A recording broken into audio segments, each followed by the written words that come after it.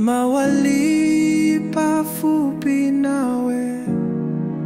amenendilalika,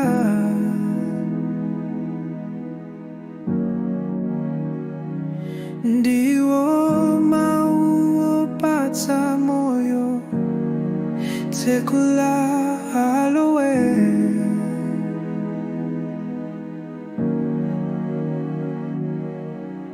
Mawali pafupi nawe amenendilalika,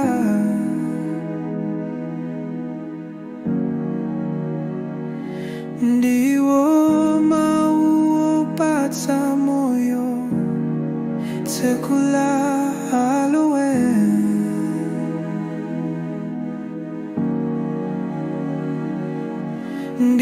Ndivomereza ndipaka mwapanga kuti Yesu ndiyambuye, ndikukulupirira mu mtima mwanga kuti ana ukaso, ndikukulupirira mu mtima mwanga kuti Yesu ndiyambuye, ndivomereza ndipaka mwapanga kuti ana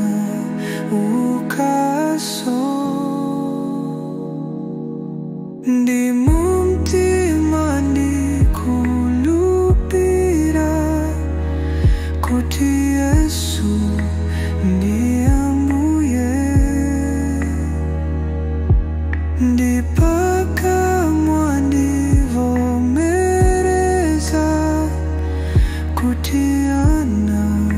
ukaso, ndi mumtima ndikulupira kuti Yesu ndiyambuye, ndipaka mwandivomereza kuti ana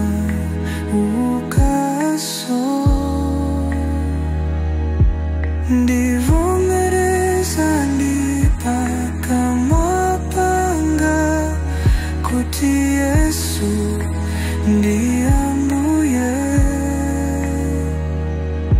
ndiku